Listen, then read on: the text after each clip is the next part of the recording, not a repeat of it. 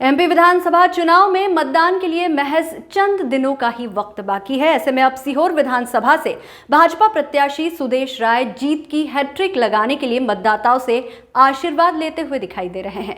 जहां MP news संवाददाता कमल पांचाल ने भाजपा प्रत्याशी सुदेश राय से बातचीत की, जहां उन्होंने एमपी न्यूज पर अपना विजन बताते हुए अपनी बात रखी। देखिए ये खास रिपोर्ट। 2013 में निर्दलीय जीतकर अपना लोहा मनवाकर 2018 में भाजपा के टिकट से चुनाव जीते। अब फिर 2023 में भाजपा के टिकट से चुनाव लड़ रहे हैं भाजपा प्रत्याशी सुदेश राय। एक बाहुबली नेता के रूप में अपनी पहचान बना चुके हैं और अब यह कहा जाए कि सीहोर की राजनीति इनके इर्द गिर्द घूमती है। मेरे साथ मौजूद हैं सुदेश राय, भाजपा प्रत्याशी, लगातार जनसंपर्क कर रहे हैं, इस समय ग्रामीण क्षेत्रों में जा रहे हैं और इनकी एक सबसे बड़ी पहचान यह है कि ये सकारात्मक राजनीति करते हैं। बात करते हैं किस तरह की पॉलिटिक्स और कितना इनको जनसमर्थन मिल रहा है। सुदेश जी वर्तमान में लगातार जनसंपर्क कर रहे हैं, ग्रामीण क्षेत्रों में जा रहे हैं, शहरी क्षेत्रों में जा रहे हैं, अपार जनसमर्थन भी मिलता दिखाई दे रहा है। वर्तमान परिदृश्य में राजनीति जिस तरीके से आरोप प्रत्यारोप की हो गई, आप सकारात्मक राजनीति करते हैं, लेकिन इसमें अपने आप को कहाँ फिट नजर करते हैं? मैं ऐसे परिवार से आता हूं जो एक समाज सेवी परिवार रहा है। हम लोग समाज सेवा के माध्यम से हमेशा करते आए।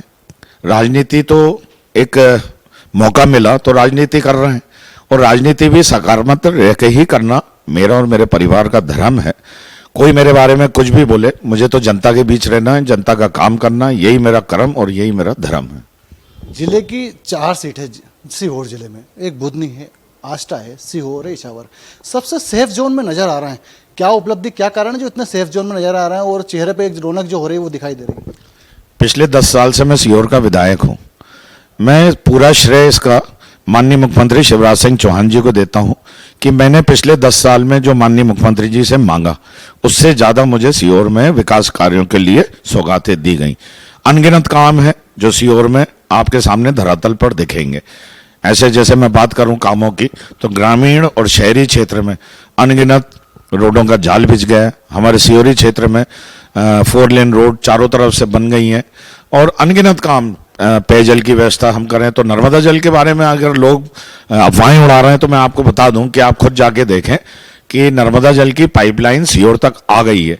तो ये जो भी बात कर रहे हैं ये अपनी गलत इनका इंटेंशन है, नेतागिरी का, पॉलिटिकल उसमें जाके हमारी सीहोर की जनता को भ्रमित ना करें।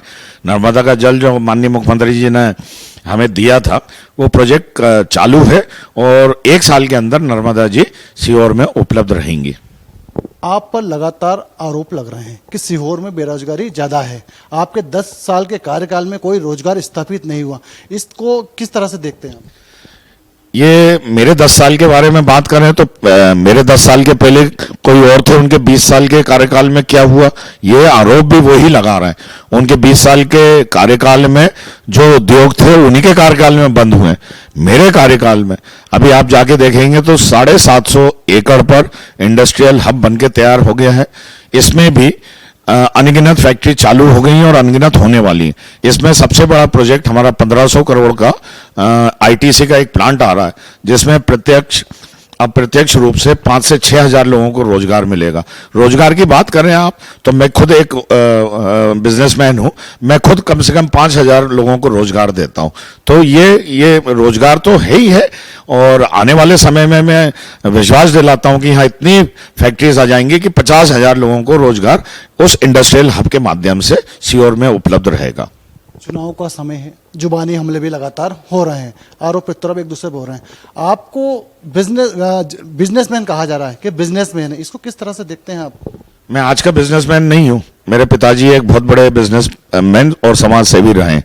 वही परंपरा और वही काम हम लोग कर रहे हैं, मेरे भाई कर रहे हैं। हम बिजनेसमैन हैं, कोई राजनीति से हमने कुछ बिजनेस को वो नहीं करा है। ये हमारी उपलब्धि है। क्यों बिजनेसमैन होना क्या पाप है? हमने तो बिजनेस से ही हमारा काम करा है। उन लोगों से पूछो कि उनके कौन से बिजनेस थे जो इतनी अपार संपत्ति आपने खड़ी कर ली, उनसे पूछें। और आप जो बोल रहे हैं नकारात्मक राजनीति की, तो मैं तो नहीं करूंगा। कभी मुझे चाचा बनाते हैं और कभी मुझे गब्बर। भगवान उन्हें सद्बुद्धि दे और खूब अच्छे रहें, यही मैं कामना करूंगा। आप लगातार अपने भाषणों में कह रहे हैं मीडिया से चर्चा के दौरान भी कह रहे हैं कि आपने सीहोर में शांति स्थापित की है। इसका अर्थ क्या है? सीहोर में शांति स्थापित की, इसका मतलब क्या समझा जाए, जनता को क्या समझाए? मेरे 10 साल के कार्यकाल के पहले, जब मैं पहले ही चुनाव लड़ा था, तो इतनी बदमाशी थी कि वोटरों को उस टाइम पे भी, वोटर क्या, आम आदमी को, गरीब आदमी को धमकाया जाता था, डराया जाता था, गलत केस रजिस्टर करवाए जाते थे, जमीन विवादों में घेर दी जाती थी, अनगिनत चीजें 151 लगवा दी जाती थी, भाई को भाई से लड़ा दिया जाता था। ये राजनीति करते थे वो लोग। मेरे कार्यकाल में, आज के टाइम में सीहोर विधानसभा शांति का टापू बना हुआ है, क्योंकि मैं ये नकारात्मक चीज ना होने दूंगा, ना करने दूंगा। और 10 साल में वाकई ये आप धरातल पर जाके देखें कि ये सब चीजें बंद हो चुकी हैं। इसीलिए सीहोर शांति का टापू पिछले 10 साल से बना हुआ है। तीसरी बार भाजपा के टिकट से चुनाव लड़ रहे हैं। इस बार यदि मौका मिलता है तो हैट्रिक मारेंगे, तो ये बताइए क्या विजन होगा, किस विजन पे काम करेंगे? 100% सीहोर की जनता आशीर्वाद दे चुकी है और हजारों मतों से मुझे जिताएगी। और आगे का विजन भी, विजन क्या है, मैंने जो काम कर, पॉलिटिक्स होगी या जिस तरह से पॉलिटिक्स चल रही है उस तरह की पॉलिटिक्स होगी, जिस तरह से आरोप लग रहे हैं? पॉलिटिक्स को इसमें ना लाएं।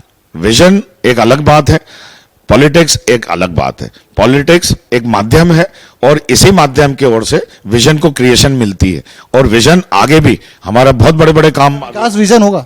बिल्कुल, विकास ही विजन होता है, राजनीति विजन नहीं होता, विकास ही विजन होता है।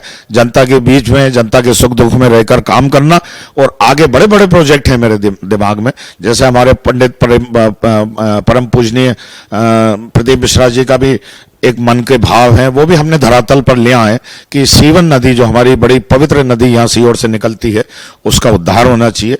तो उसके लिए हमने करोड़ों का एक प्रोजेक्ट भी बनाया है, जिसके अंतर्गत हम इसमें बोटिंग भी करवाएंगे इस नदी में, और इस नदी को साफ सुथरा करके एक स्वच्छ नदी के रूप में लाएंगे और घाट भी सौंदर्यीकरण करवाएंगे, ताकि सीहोर भी ऐसा लगे कि एक गंगा किनारे का एक जो गंगा के किनारे हम देखते हैं, वैसा सीवन तट भी हमारा वैसा ही दिखे। अंतिम सवाल है मेरा। नरोत्तम मिश्रा जी अभी एक सभा में आए थे, आपके लिए वोट मांगने आए थे। उन्होंने मंच से संकेत दिए थे कि तीसरी बार यदि सुदेश राय जीते तो उन्हें हम मंत्री बनाएंगे। ये क्या सीहोर को आपके रूप में मंत्री मिलेगा तो कितना फायदा होगा? देखिए, ये तो शीर्ष नेतृत्व का डिसीजन रहता है मंत्री बनाना।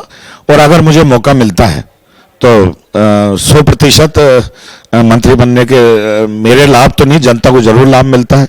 और अगर मुझे ऐसा आशीर्वाद मिलता है तो और चौगनी ताकत से अपन सीहोर के लिए काम करने की चेष्टा करेंगे। चलिए, बहुत बहुत शुभकामनाएं, बहुत बहुत बधाई हमारी ओर से। देखिए, ये थे सीहोर से सुदेश राय, जिन्होंने तमाम कई विषयों को लेकर चर्चा की और कई सवालों के जवाब दिए। आरोप प्रत्यारोप की राजनीति से उठकर सकारात्मक राजनीति की बात कही और विकास को अपना विजन बताया। तो कुल मिलाकर विकास की राजनीति को वो कहना चाह रहे हैं कि मैं यदि मुझे तीसरी बार मौका मिलता है तो विकास की गंगा बहाएंगे।